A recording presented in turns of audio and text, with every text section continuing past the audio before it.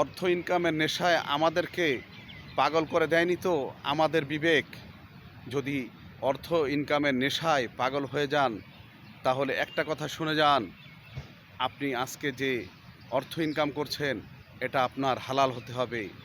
আপনার যদি রিজিক হালাল হয় তাহলে আপনার ইবাদত কবুল হবে, নইলে কিন্তু কোনো ইবাদত কবুল হবে না। আর ইবাদত যদি কবুল না হয়, মাওলার কাছে কিসের হিসাব দিবেন?